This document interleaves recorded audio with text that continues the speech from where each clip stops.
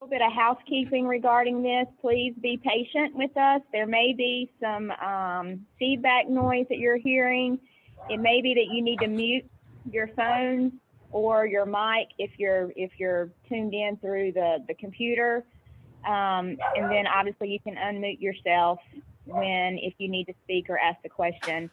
I am going to do a roll call, and I do ask that if the motion is made and seconded, that please state your name so I know who is making the motion and seconding the motion. So I'll begin with roll call. I'm going to start with Carteret County members: Robin Comer,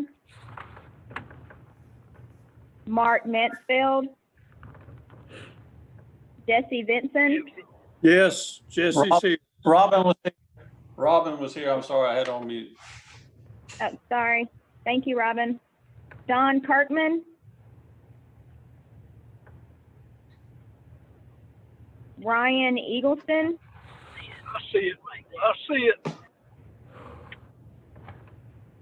Craven County members: Tom Mark, Danny Walsh, Jack Vett, Bobby Darden. I'm here. Donald Bumgardner. Johnston County members: Don Raines. Here. Frank Price. Here. Ted Godwin. I'm here. Leanna Worley. Leanna's on by Ruth, I think. Lenore County members: Miss Linda. Here. Keely Koontz. Brian Lucas. John Kraft. Russell Rhodes. In Wayne County, I believe we have Mr. Freeman on the phone. Correct, here. And Jack Best. I'm here. I do know that Mr. Boyette, Mr. Aycock, and Mayor Allen were unable to attend today. So, Madam Chair, that is the roll call. You may proceed forward. So do we have a quorum? Yes. Okay. All right, I want to welcome everybody. And for those of you that I can see, it's nice to see your faces again. Sure have missed seeing everybody. I would be remiss, I think, if I didn't mention, it's been a little while back, but we lost a commissioner from Jones County. And then recently we lost 3 from Wayne County. So if you don't mind, if we could have a moment of silence for those folks. And if anybody knows of anybody else, if you can tell me right now. I just happen to know of those 4 that have died recently. So let's have a moment of silence.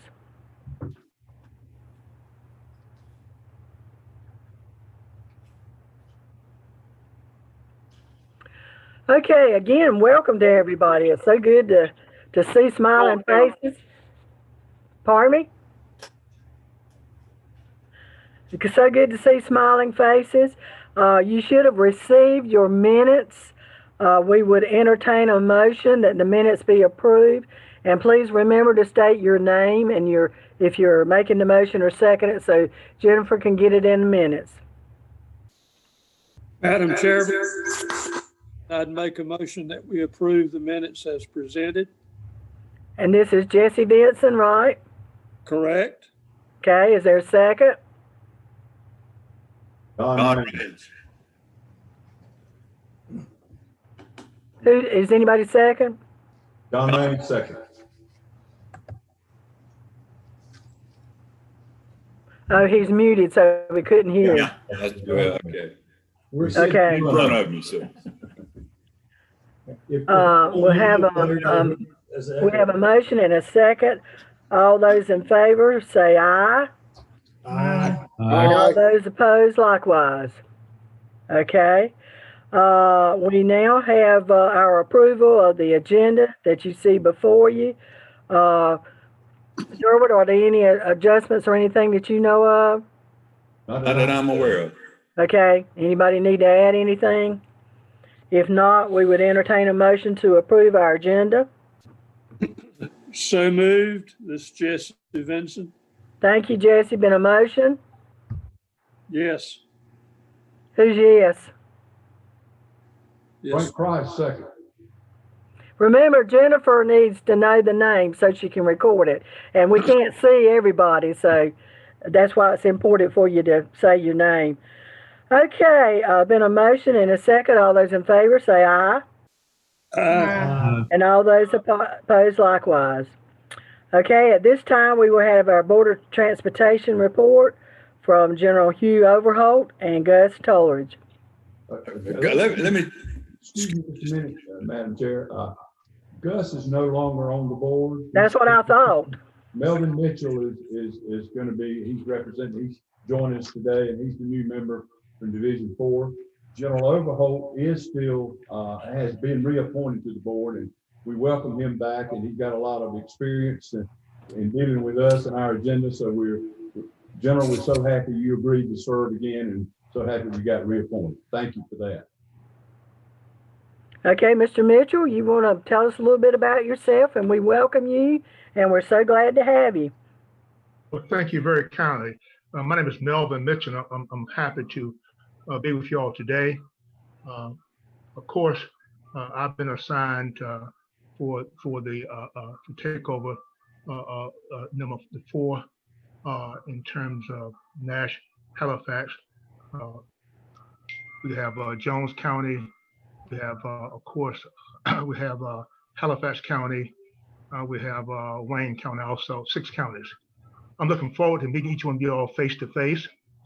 I do want to thank you, and I've heard a lot of good things about you all in terms of what you're doing. And I'm very glad to hear that, because I do believe that we have to do what's best for our citizens in North Carolina. You all have done an outstanding job for the community, and that I want to thank you for in advance, and look forward to meeting you all soon. Thank you. And Mr. Mitchell, which county were you from? I'm from Nash County. Okay, well, again, we welcome you. And do you have anything, have you attended a meeting yet or anything you want to report?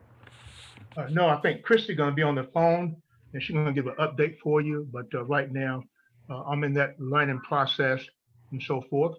And getting up to speed as to what is and what's not. But I just want to let you all know that I'm glad to be on your meeting today.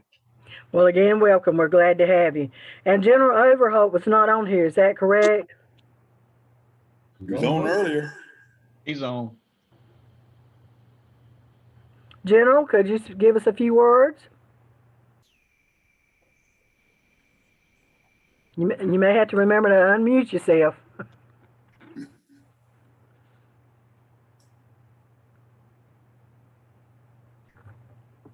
He's searching for it. Let's give him just a minute. There he goes. How's that? There you go. So good to see you. I do a lot of these things, but none of them ever are the same. I can relate. In any event, let me thank Durwood and the Highway 70 Commission, because when there was a period when I went off the board, and Durwood sent me a little memorial plaque, and that was really appreciated, and I say that sincerely. And now that I'm back on the board, I'm going to keep the plaque. It's well deserved. When I go off the board again, I would be amenable to getting another plaque. So, about the best I can say. The board has reconfigured itself. I think you know that, but it's been a smooth transition, and that's due to the leadership of Mike Fox, the chairman of the board, who's been with us a long time, and then to the transportation secretary, who has maneuvered us through some pretty tough waters, dealing with the legislature and other interested parties, I'll put it like that. But I've watched some of the hearings that Eric and that Mike have done, and they've just done an excellent job representing the Transportation Board and the Department of Transportation. As to the board itself, we have not met, as Mr. Mitchell said, in person. We've all met by Zoom. A really good social atmosphere, certainly, and I look forward to us getting together so that we can meet as we did in right now what's turned out to be the olden days. I would mention that I am an at-large member appointed by the Speaker of the House. Thomas Taft is the Division II board member and has all of the responsibilities that go with that. And having been in Division II and out, I will help him in any way that he needs. And certainly Highway 70 is a large part of Division II. And we are dedicated to the completion of 70 and the transition to an interstate highway. With the board itself, we have created 2 new committees. One is the old committee has been renamed, the past committee has been renamed as the Finance Committee. And we have added a committee to help with DMV. And I think that was really a good idea. And I look forward to working with those committees. And otherwise, we're pretty much in the same alignment that we were prior to the legislation.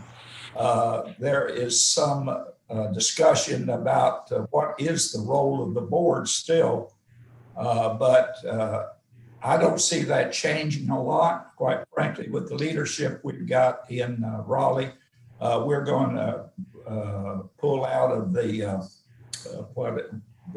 we didn't have a problem, but we had a challenge, and we're gonna take care of that challenge. And anything I can do to support Highway 70 Commission, I will. And Jack Best, you may remember when we started this thing, I think you supplied the money. But anyway, God bless you. Thank you, Derwin. Thank you, sir. Thank you, General. We appreciate your service, and we're glad that you're back. And for Mr. Mitchell that's come on board, you can see what a great committee this is with Derwood's leadership and the General's leadership and others. It's a really good group, and they've accomplished a lot. So we look forward to doing even more. Okay, is the secretary on here? Yes, ma'am. Hello there. Hello. Hope you're doing well. I love your I back. am. We're so glad to have you. Thank you, ma'am. Glad to be here. Wish we were in person. Yes. You have any remarks for us?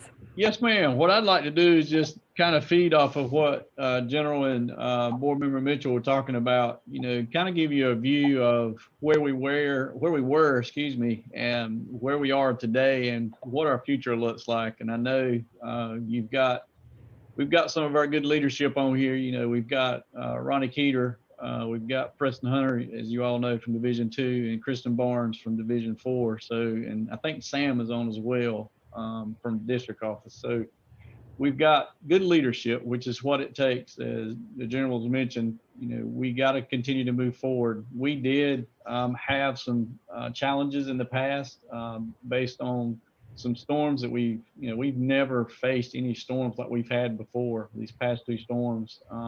We also had some MAP Act legal issues that we were navigating through. So when I arrived in March, we were working on those items, and then this little thing called COVID hit. And really, it taught us some lessons. One, it taught us that, we're very dependent on our gas tax for revenue. Mm-hmm. And we saw that in April. We saw our declines, really hit us hard. And I say this everywhere I talk. I'm so proud of our staff because they'd already cut back on expenses and laid off temporaries and contract workers and suspended a lot of the programs that we all enjoy as citizens, like the Wildflower program was one. And the 2 that really hit hard for us were, we just had to do hiring freezes. So we did all that, and then COVID hit, so we had to dig a little deeper.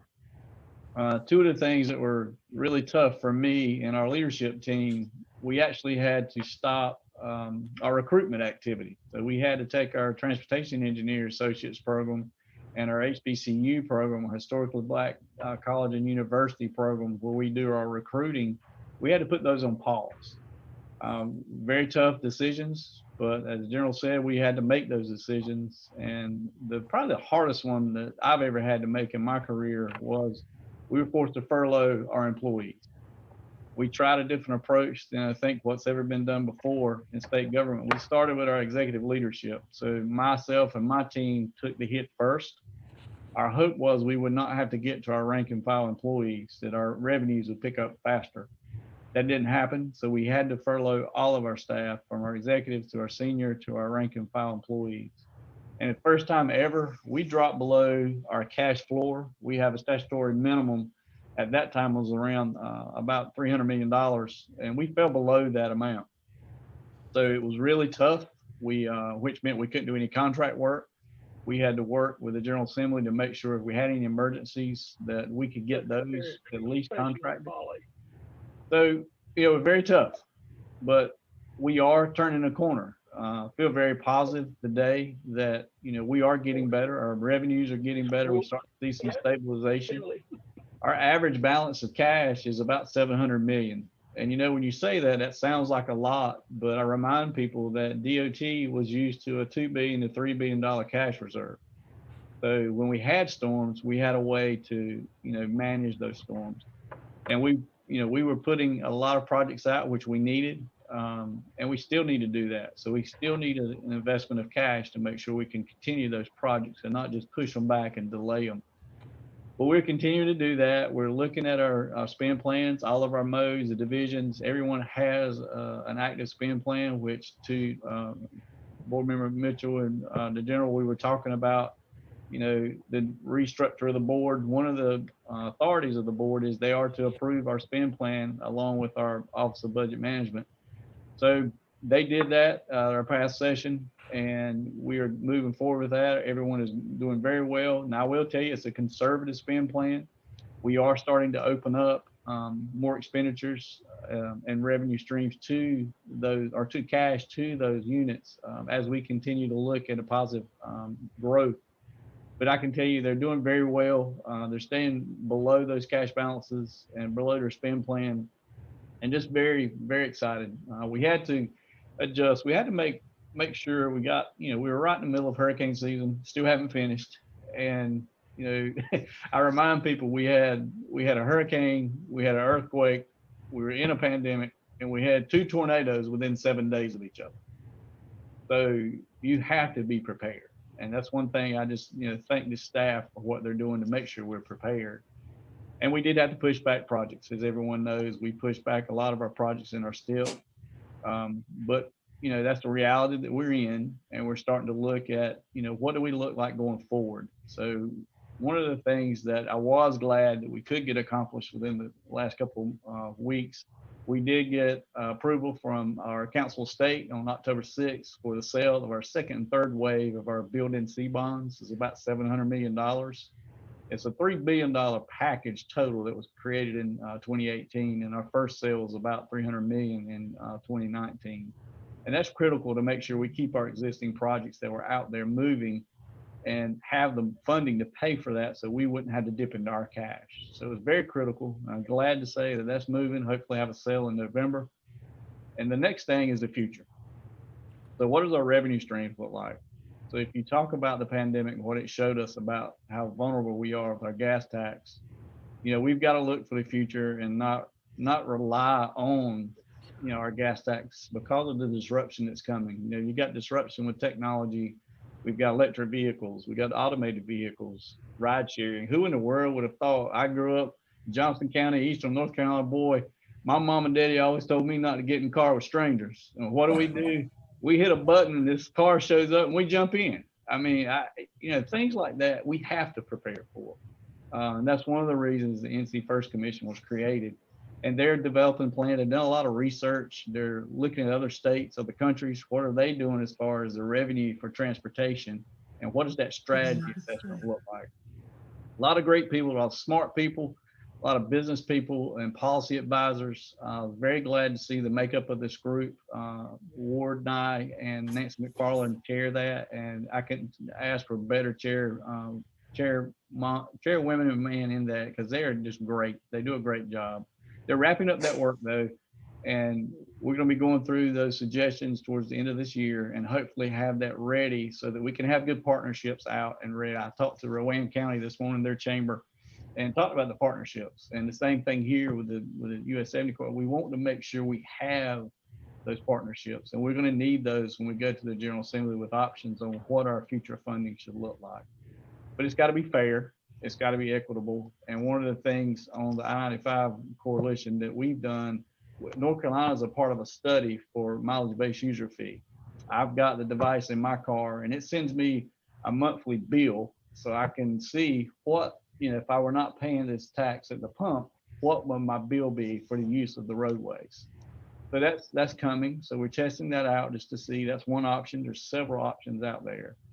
But I know the chamber, North Carolina Chambers, put out some documentation. They're working on a plan as well. So we're all trying to work together. And the key is after January to be on the same page and singing the same sheet of music and moving forward. So we continue to work on that. Also, we have our NC Moves 2050 plan that's out. It's our long range transportation plan. And you can see that on our website at ncmoves.gov. And please comment. We have open period until I think around the mid-November date. So look for that. And I just can't say enough about the staff and their diligence and their dedication to this department. We're all public servants, and they just do such a great job. And I know they're coming up, I think, in some more after me, but I just want to tell them thanks in front of you all and let you know that, we have a great staff, despite, as the general said, we have some people who may not feel the same. And I'm the first one to stand up, and if they're going to shoot, they're going to shoot at me first. But they're great people, and I'm proud of them. And I just want to thank you for having me here today and kind of giving you a little update on where we are. Thank you so much, and we are so glad to have you today. And you're so right, because so much is changing with the future. For example, what we're doing right now, so many businesses, this is not going to be just a temporary thing. I think we'll be doing this from now on. With that lack of transportation on the road is going to continue to hurt us. So there are a lot of things that are going to make a difference in our future. And I think you're so right. We all realize that tax we were really dependent on it. And I'm like you, because I've worked with them a lot. I don't think people appreciate our DOT employees as they should, because there's a lot more than what they see beside the road. And I know ours, particularly Preston, Hunter, and all our crew, they have just been phenomenal throughout our hurricanes, and I'm sure the other districts feel the same way. So we appreciate your leadership and look forward to it. And any way we can help, please let us know. Yes, ma'am. Okay, at this time, I'll call on Ronnie Keeter, our Deputy Chief Engineer for the Eastern Division. Yes, ma'am. I'm glad to see everybody's faces also. I look forward to the day that we can get together in person and catch up and have those relationships like we should again. It was mentioned earlier that the chief wanted to be here. He had his golf tournament today where he, and it's for fun, but it's also for a good purpose. And I put a little plug in for that tournament. Last year, they raised $20,000, and it benefited one of our DOT employees that had a daughter with some illnesses. I believe it was cancer, and helped that family through a tough time. And they're doing the same thing this year for a family, I believe, in Division 5. So they're having fun, but they're also giving back, and that's what we're supposed to do. The secretary did a great job covering kind of where we are. I'll dive in a little bit more in the STIP adjustments for those reasons that he mentioned, with the decline in revenue the natural disasters, the MAP Act. Another reason is the project cost increases from what the estimates were played a role. Part of that role is the cost of moving utilities, and the cost of right-of-way itself has gone up recently. And part of the reason for that is we're not building projects on new location as much anymore. We're doing urban widening projects that's full of utilities and full of right-of-way. So we're trying to adjust. We're trying to adjust to that. And another reason that I don't believe was mentioned, that House Bill 77 changed the appropriation. The more maintenance, more of the split between the highway fund and the trust fund goes to the highway fund to help us with those disasters, but that comes at a cost. The pie isn't bigger. We just changed the way we slice the pie. So, so the capital projects aren't as, it isn't as much money going to those capital projects. And for those reasons, the feds and state, they have laws and rules that say that we have to stay within our physical constraints, which just means that from our bond proceeds and from our revenues, we can't spend any more money than what that reflects. And that's what we all should do. So we did have to adjust. With that adjustment comes at a cost, and some of our 70 projects did stay on track. Some of them did have to slip, and Preston and Kristen will go into those a little later. One of the questions we've been asked is, are we done? And I think the secretary and the chief wanted to paint as conservative a picture as we have. So without anything unforeseen, I think this is as bad as it's going to get. And I'll knock on some wood, because there's natural disasters out there, and we're not out in the coast woods. But we do think that we've got a realistic picture, and if it should be on the conservative side, if anything. Those changes to those projects, the board, including our new board members, they voted on those October the 8th. So those have been approved. In that process, we got with the MPOs and the RPOs and provided them the information and tried to be inclusive as we could to let everybody kind of know what's going on. We would have loved to have had more time for feedback and more time for collaboration, but I think basically what the Fed said is, you can't but go forward, you can't approve projects until you get this straight. So we had a time clock that we were working against. I reviewed Division 2 and Division 4's project sheets.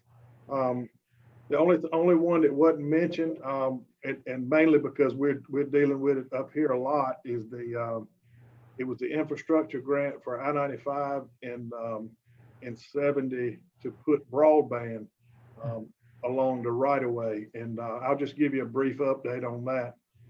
We were originally, we're going to select the contractor for that in November. But thanks to good fortune, we also received another infrastructure grant for US 74. So we're delaying that project a little bit, because we're investigating ways of including that in this RFP process, so that we can create a network. We can get more, we can leverage the project a little better, and get more bang for the buck. And one of the secretary's previous jobs that he had, where he was trying to put broadband in rural areas, we look forward to this project help accomplishing that goal. The proposed schedule and what we're looking for is late February. We should have the final RFP and the bids in, and we will. Our plan is to select that bidder by mid-March. that's the end of my updates, and I'd be glad to answer any questions. I would like to add that that even though that the picture and you've seen these delays, or you will see these delays we're talking about, the chief and the secretary has gotten us looking under every rock and looking at every financial way of building projects and looking how other people do them throughout the country, and we're not going to rest on these project delays. If we see an opportunity to get back on our feet, if we see an opportunity to accelerate and push them forward, we're going to do that. Does anybody have any questions for Ronnie? Not good presentation. And I wish that our public could see the side that you talked about a while ago of our employees doing fundraising to help one of their own out. I've seen situations like that a lot of times, and that's something the public doesn't see, but it's one of the good things that our folks do. And also, you know, with everything that happened, you know, some of us sort of wonder, was everything going to stop? But I've still seen a lot going on, so y'all have really struggled and done as much as you can to keep things going, and it's really appreciated. Okay, at this time, Division 2 report from Preston. All right, thank you, Linda. I appreciate that. Everybody should have got a copy of the handout. We'll go ahead and let you know that the dates you see in the handout are the current step dates. They do show all the delays that we are going to be experiencing with our different projects. And we'll go through it real quick. The first project we got is I-6034. And that's the work we're going to be doing on US 70, roughly from the Goldsboro bypass up to the Galilee Road. Essentially, it's a resurfacing and widening job. That project will get that section brought up to an interstate standard on pavement width. Right now, it was one that was delayed back 4 years, so we're looking at a fiscal year 2025 lead on that. The next project is R5813. That's the project up at Little Baltimore to change that over from a signalized intersection to an interchange. It also has been moved back. It went back 4 years for a right-of-way date of 2026 and construction in 2028. On that project, though, we did get to a point where we've actually got a preferred alternative selected and had started some original basic designs on it. Once we're able to start that project over again, we're at a good point to move forward with it. The next project is probably one of our bigger ones, which is obviously a Kinston bypass. We are still working on that project while the right-of-way and construction for both the C and B job moved back about 3 years. We are still moving forward with our PE, trying to get our final environmental impact statement and also our ROD in place. That way, once funding does become available, we'll be able to move with that project relatively quickly. Just a couple of things that I will touch on with that one. Many of you may remember this was a pilot project where we did a lot of our wetland delineation initially. It was all from computer. It wasn't field surveyed initially. This was a pilot project across the state. And we went out, once we picked the alternative, field surveyed the wetlands, and everything checked out well, and the Corps was very, very pleased with the way that worked. That was a win for the department. That should help us not just with this project, but other projects moving forward to speed up that delineation. The next project we got is I-6002, widening and resurfacing going on US 70 from Dover to Newbern. Barnhill's working on that now, and they hope to have everything completed this fall with that. The next project is upgrade intersection at Galilee Road, which is U6102. That project was delayed, but now this was a project that was in the back half of the step, which had to be rescored anyway this time. We have done a feasibility study on it at this time, but we haven't done anything else. The next project is the James City project. As you're aware, that was awarded last year to Balfour Beatty. They are finalizing designs now. We are well underway with right-of-way acquisition. And hopefully as things move forward, we should actually see some construction start sometime next year, probably hopefully in the early spring. Just for reference on the handout, we did include a web link. Our page, our web page for this project has been updated. If you haven't looked at it, it's got some really good information. We did a lot of videos that go through and explain the project, the process, and the staging of it, and also some real good visualizations of it. So I would recommend anybody that has not looked at that to definitely pull that up and look at it. The next project is R5773, and that picks up there at Thurman Road at the end of the James City project and will carry us down to Havelock. That project was delayed by a year. This is also one of the infant grant projects. But with it, it's also going to be a design build project, just like James City, and it's moved out to 2023, which really, as far as construction standpoint, is not a major thing because it'll kind of tie into construction of both projects together without having a lot of overlapping work. You can also look at it. We have got a website for it listed where you can look at now. We had our first virtual public meeting for this project, and got a lot of comments where instead of having our open house, folks went online and looked at the maps. But those maps and different alternatives are available for folks to look at. The next one is the Sloping Gate project there at Cherry Point. We are wrapping it up now. There's just a little bit of work that the contractor's got to do on a punch list, but it's essentially finished. The Havelock bypass is currently underway. Another site, if you haven't looked on our website, we have got some excellent drone footage of it that goes over the project where you can really see what's being done with it. And I encourage everybody to look at it. From the road, you can't see a lot of work because all of us through a new location through the forest. But once you look at the drone footage, you can see they've probably cleared well over 90% of the project and have started work on 2 of the structures across Slocum and the other creek. So that's really worth watching if you haven't. And then the last project we got, which has been delayed, it's moved back 5 years, and that's the Newport River Bridge. That's down at the little causeway that runs from Radio Island back over to Moorhead. We right this minute it's paused, but it's ready. Where, like I say, once it's at a good point, we settle with a occurrence point 2 with the merger team with alternative picked. So hopefully, as soon as we get funded, we can get started back on it. Leonard, that's all I've got. Unless somebody has any questions. Anybody have any questions? I'd just like to comment. I don't know how many of you had an opportunity to look at that drone that Jennifer sent out, thanks to Preston, and that was really interesting. Thank you for that. That was give you an overview of the whole project, and I was amazed at how far they had gone with the weather we've had. You really could see a lot more from that viewpoint than just normal, so that was really great. I did want to ask you about the virtual open house. How did that go? Did you feel like you had more people to participate, or? I would say well, we didn't get as many comments back as we do as a normal open house.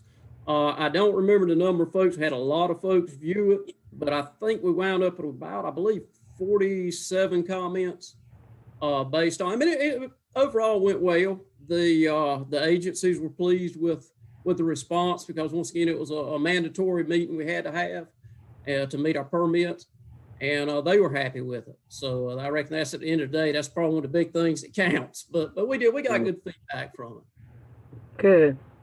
That's what you call being innovative. Thank y'all. Okay, Division 4, Ms. Kristen.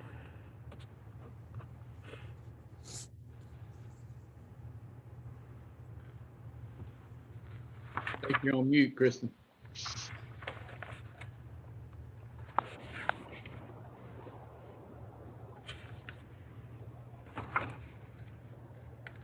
Are you with us, Kristen? Yeah, she's on mute. She's trying to get it off. Let's get rid of it. Okay. It's amazing how that thing just hides when you're looking at it. It always does. All right, I believe it says I'm unmuted now, am I? Yes. Yes. All right, good deal. Well, first, I want to introduce myself because I actually joined the division team here in Division 4 in the Wilson office in February, which ironically came just a few weeks prior to COVID and a lot of teleworking and Zoom calls and meetings and such. So I know a few of your faces from other roles I've had in the department, but I come to the division from Halifax County. I was the district engineer there. Previously to that, was a construction engineer in that same office. And now I'm a resident of Nash County, so moving a little bit closer towards the Wilson office. But I'm happy to be here and look forward to meeting you all in person as we go forward. And Kevin sends his regards. He's actually participating in the Chiefs golf tournament today, so we wish him luck. Even though he's, I'm pretty sure he's competing on the Division III team, not the Division IV team. I won't hold that against him. But anyway, so with that being said, I just wanted to jump into our handout, which has most of the information that I could cover listed on it. But the W5600, that is going to be scheduled to let for construction in March. We still have a lot of things underway out there as far as the utility relocations, but everything for the project is ready to move forward. We actually had a meeting with Duke Transmission on Monday, and they're stating that February will be their start date to begin moving the utilities as far as they're concerned. And that's in the contract, so whoever it's awarded to is going to be aware that they're going to be out there working on those utilities throughout the project. But that is on par to let in March of 2021. Then we move over to R5829 A and B. They both are still currently in the STIP. The construction did not move once the STIP was reapproved. So the R5829B, the around Princeton, is still set for construction let of July of 2026. And then the B portion of that is set for September of 2028. So that's, both of those are still moving forward. We have the environmental documents complete. They were completed in 2019. So like Ronnie said, as or if funding becomes available, our division will sit ready to move forward on the projects as quick as we can. Other than that, there's still wanted to put the link to the feasibility study in case anyone hadn't looked at that or needed more information on that, from Buffalo Road to Edwards Road. And then lastly, the improvements or the interstate maintenance that ST Wooten completed is all of those improvements are done, and we are thankful to be enjoying them in our division. And with that, I know Sam is on here as well. He's going to have an update from our division regarding the extensive rainfalls that we've had, and I know that's probably impacted some of you all, if not all of you all, in the most recent storm events we had back in August. So I will take any questions, and otherwise I'll pass it back off. Anybody have any questions? Kristen, we want to welcome you. It's a good group to be working with, and we look forward to hearing from you more in the future. Yes, ma'am. Okay, we'll have Sam Lawhorn now for flooding issues. I appreciate it. I'm going to try to, I'm not going to PowerPoint you to death, but I got a PowerPoint I was going to try to share real quick. That's good. It has a few pictures. Goes a lot longer, a lot farther than just words. It says, Jennifer, I think you have to stop sharing. You can hear me. Okay. Hang on 1 second. Okay. All right, now give it a try.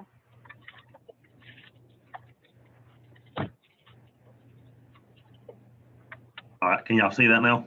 Yes. Okay. So I appreciate y'all's opportunity today to talk about these rain events and stuff that we had recently. The one in August, I was going to talk about the most, August 31st. It carried over through the night, September 1st. Get this to What is, just a question here. Okay. Well, it was actually reported as a 8-inch rain event in Johnston County. based on the radar, which has it as a 200 or 250 year storm event.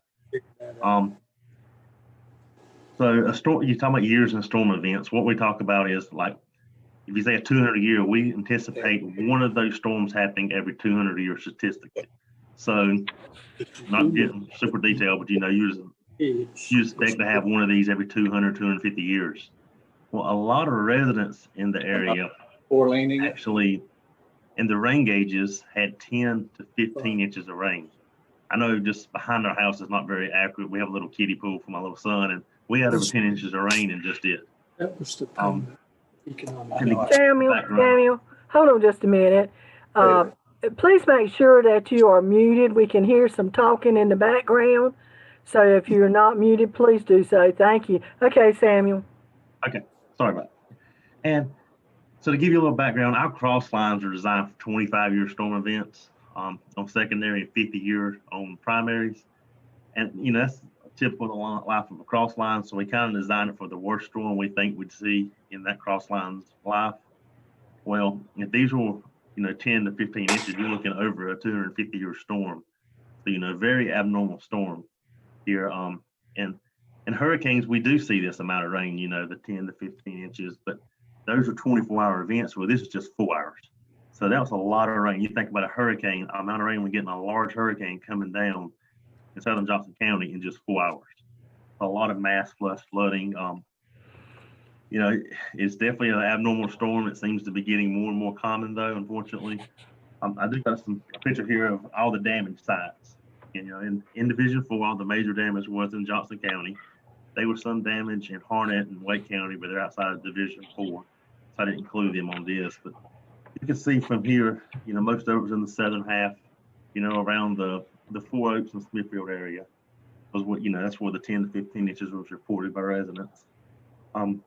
There was 75 locations at all, 15 road closures. 12 of those road closures was permanent damage. The other 3 were just high water or debris on the road that was cleaned up.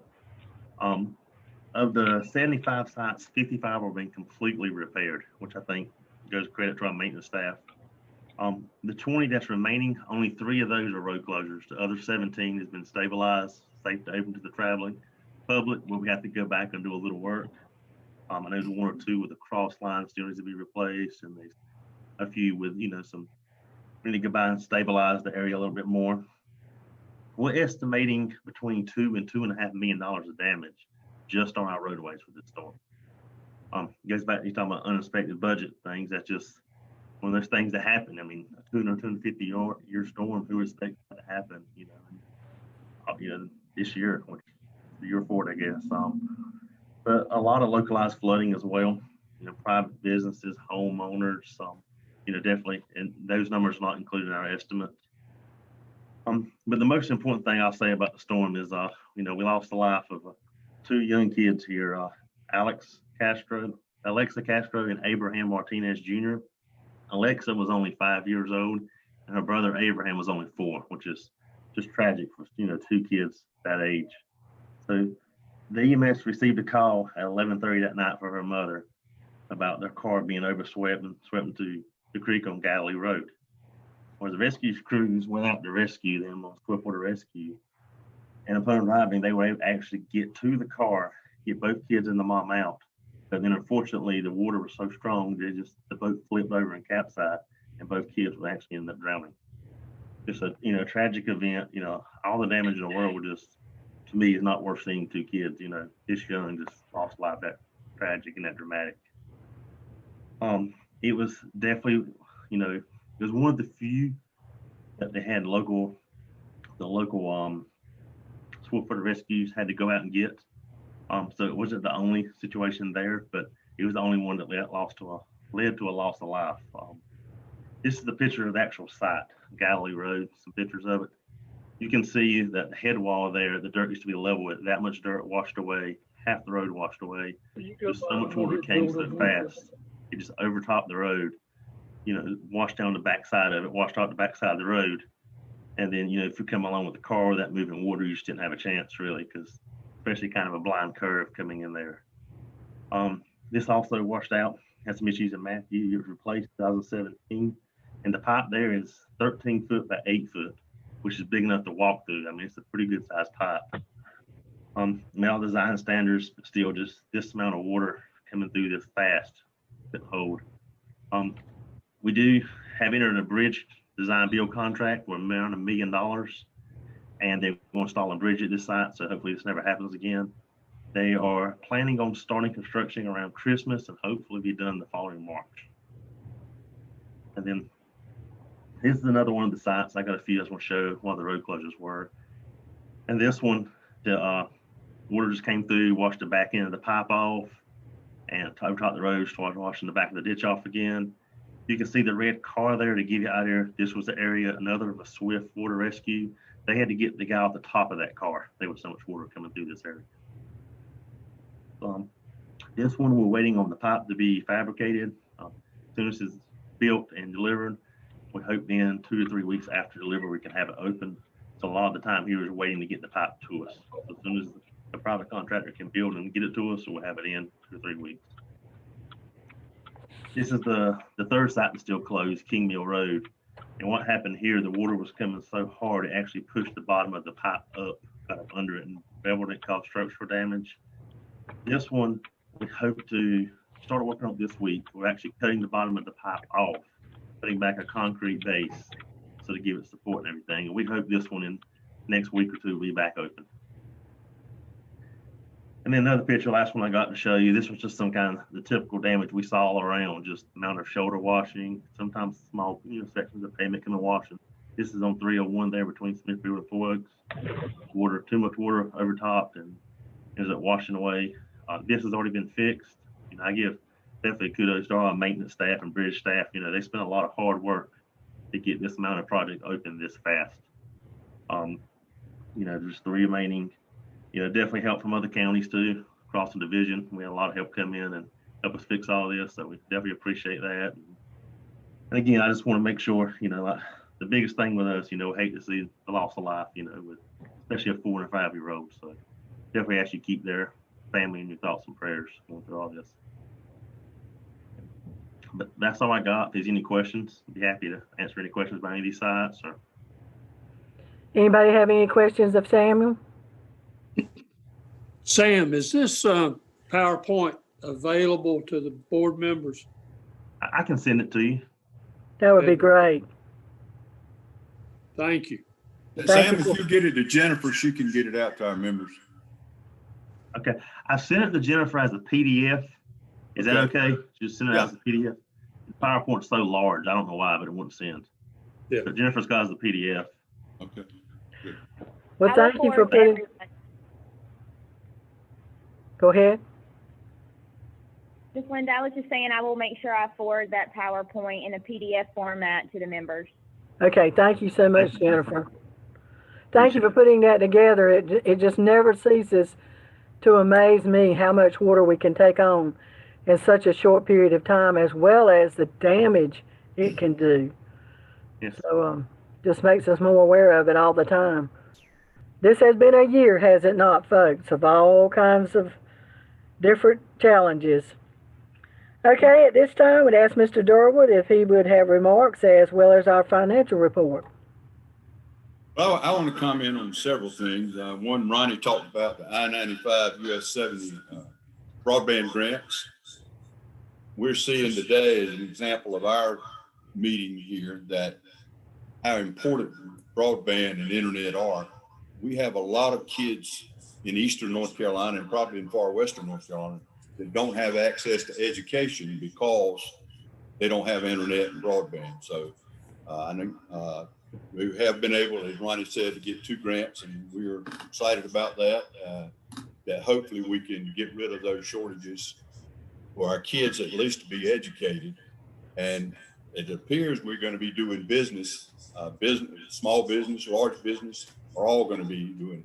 Now, General Assembly passed a bill prior to getting these grants that a lot of our local utilities were trying to get into business of putting out the broadband, have Intel and broadband and internet available. And they passed legislation, the big guys came on board and stopped it. Well, I don't know how many of you saw it, but former board member Clark Jenkins wrote an editorial about that. And we need to maybe talk to our legislators about revisiting that, because now that the need is there, and a lot of the big guys have walked away from it, decide it's not profitable enough. So we need to be able to allow our local utilities that are interested in providing this service, provide this service. So you'll be hearing more from us about that. But we found out, even with our own meetings here, we haven't been able to meet for 9 months, that how important it is that broadband be accessible to everybody. And like a lot of our kids and a lot of our businesses far down east don't have that availability. I think also in Sam's report, I've been to that site many times. I was there yesterday with Kevin, the division engineer. I was out there this morning on a cow issue. We almost had cows to get out. Fortunately, we didn't lose any cows during that storm, but the bridge is going to be, I got to say, a special hats off to Ronnie, to Tim Little, to Kevin, and to Sam for insisting. You know, after Matthew, that culvert washed out on that same road. And they, Doug, the county maintenance engineer, came in and doubled the size of it. Well, you saw what it did again. So this time I said, listen, guys, we need to look at a bridge instead of a culvert underneath the road. There's a lot of traffic there, and there's a lot of water comes through there. So thanks to those guys coming from DOT, coming to the table and said, it's $1 million, but it's $1 million well spent. And so as Ronnie reported, that project has been let. Weatherly Engineers doing a design build on that. And as I say, Kevin and I went there yesterday, and I'm hoping in the back of my mind, and I may call on some of you for letters, that maybe we name that bridge for those 2 kids that lost their lives. Very appropriate. And I will have to say, hats off to the people of the county that stepped up and paid for the funeral for those children. And now we're establishing a scholarship foundation at our community college in their honor. So all very important things. And, you want to go in? Excuse me. Are you It's some talking in the background. Okay, I thought somebody they had something, but anyway, but those 2 grants that DOT's been able to get will assure that everybody across North Carolina will have access to internet and broadband, and that's a big step forward. And we will probably be asking you to write some letters about repealing that legislation. So if a local utility wants to provide the service in the area, then they ought to be. Now those grants are just for I-95 and US 70, but the need extends far beyond that, and we're hoping we'll be able to get that done. There's a lot of things I could comment on that were said, but I know Jennifer reminded me that, you know, when we're on this, we do have a time limit, and so I don't want to take up all the time, but I will give you a quick financial report, and I guess you have the copy of that statement. But the last time we reported was at our January meeting. As of December the 31st, we had a balance of $334,968. I think that sheet there says expenses for November, December. That's actually 9 months of expenses, $75,583, which left us in total in the bank of $359,385. We've earned $80, almost $81 of interest. So we have a current balance as of end of September the 30th of $259,462. So that's the financial report. I'd be happy to try to answer any questions.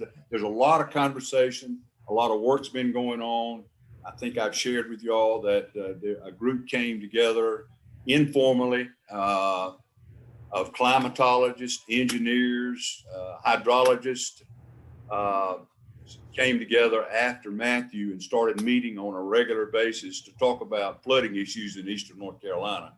And I would say that still remains one of our biggest issues and one we must still continue to address. And we are not meeting formally, but we're staying in touch. And I know a couple of those involved in that group have applied for grants. We visited, some of them visited the flood sites in Iowa, learned some lessons from them.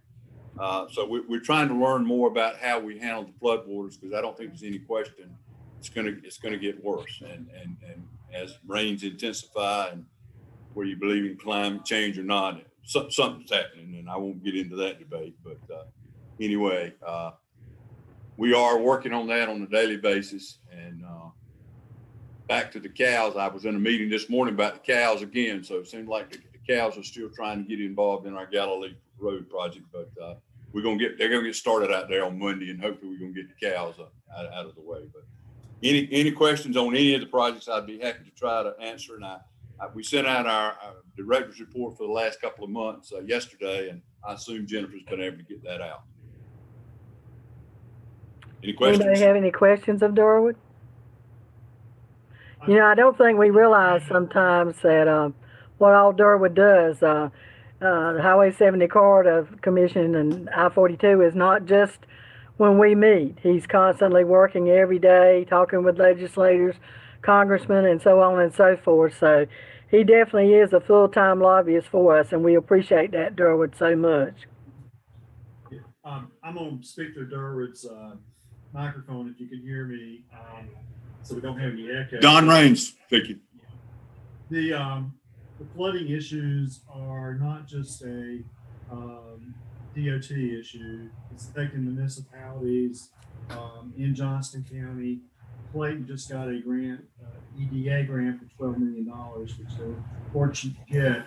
But Princeton, High Level, Goldsboro, Kinston, Newbern, we all have flood issues that are not DOT roads. We need to coordinate all those activities together. I agree.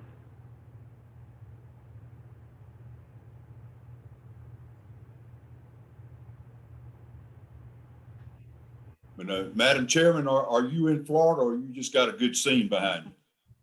I wish I was in Florida. Well, we love your scenery. Well, thank you. It's relaxing when I look at it anyway. Does anybody else have anything that they know of that we need to discuss or anything? I have been thinking about, you know, with everything that's going on and everybody's money running short, I know a lot of our municipalities and our counties are really looking at ways to cut back. And so we don't want Highway 70 to be one of the ways that they've cut back. So I was wondering if maybe we can do some kind of little PR blurb and send it to the counties and municipalities about, you know, we're still going strong, and like, you know, helping to work on the broadband, those kinds of things, so they can see, you know, that we are still alive and still doing a lot, and so that, you know, would encourage our folks to continue to participate. What do you think, Darwood?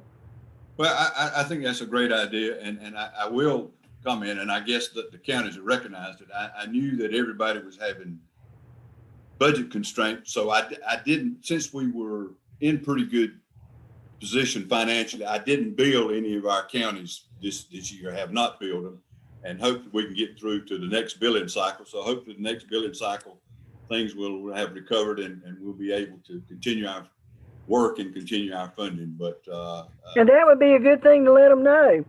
You know, well, so that, I didn't make a big thing of it. I just didn't send any invoices. So right. And I'm sure they're aware of that, because they normally respond to them. But I did not, since we did have some good balances, and I felt like we could carry ourselves maybe for another 12 months. Well, but especially with the election coming up and some possible changes being made, it'd probably be good if we could get that out after, you know, elections go on. So do you mind handling that, Darwood? Well, I'll get something to you and then let the letter come from you. All right, that'd be great. That'd be great. And I did have one question for Preston Hunter. I forgot to ask when he was on. Preston, what's the projected finish date for the Felix Harvey Parkway extension? If you're right this minute, they're looking hopefully maybe about mid-November. Oh, okay. That sounds great. They've really been rolling on that. Okay, I want to thank Jennifer for putting this together. You know, we just come on and that's it. But from personal experience, I know there's a lot to it, and she's worked really hard along with Darwood to get us coordinated so we could do this. And I'm like you all. I really wish we could be in person and get some of Derwin's wife's good cookies. But, you know, you do the next best thing. So we will just see as time goes on what happens. And, you know, we'll continue meeting like this as long as we have to. But promise you we will get together just as soon as we possibly can. I don't think that I have anything else unless somebody else does. And we will sort of play it by ear, and Derwin and I and Jennifer will get together, and we'll let you know when we have our next meeting. And so, thank you, Linda.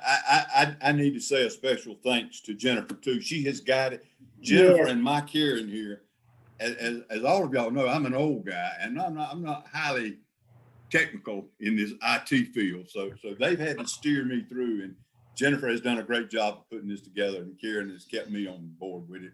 I've had to join several other meetings of different groups, and Karen has steered me through here. So thanks to Jennifer and Karen, it appears I know what I'm doing, but I don't. But they kept me going and kept me alive with this. So thanks to both of those two individuals. Well, this seems to be the rule of the day now. I know when I look on my emails, I have to pure decide which ones I'm going to participate in. There are so many of them going on. And Jennifer, they're not always as smooth as this one has been. So I really appreciate the time and effort that you did put into it. If nobody has anything else, I would entertain a motion that we adjourn. I hope everybody has a great holiday season if we don't meet again before then. And appreciate all you're doing. And again, we appreciate the secretary and our board members being with us. That makes it really special and gives us really up-to-date information, as well as our district engineers and the PowerPoints they present. So having said all that, entertain a motion to adjourn. Well, before you do that, let me say one thing you did mention, I failed to mention. The secretary has been extremely responsive during the most difficult time. I dare say there's been a week has not gone by since he came on board in March that we have not spoken. We talked yesterday for a long time. He's staying aware of what's going on, and he's keeping us aware of what's going on, and he's fighting through some really big challenges, he and his staff. And I can't say enough. My hat's off to you, Eric, and thank you for being so responsive to us during a difficult time. Thank you. And I wholeheartedly agree, because with the challenges that they have had to face with everything that has gone on, I think things are going mighty smooth considering all that has gone down. So again, we appreciate his efforts and look forward to his continued leadership. And with that, one more time, I would entertain a motion to adjourn. Has there been a motion? Ted Godwin makes the motion. Yeah, I move we adjourn. And who was that? Ted Godwin. Okay, is there a Commissioner second? Ted Godwin. Second, Jesse Vincent. Thank you, Jesse and Ted. And all those in favor may leave our Zoom meeting. Yes. Thank you. Good to see everybody.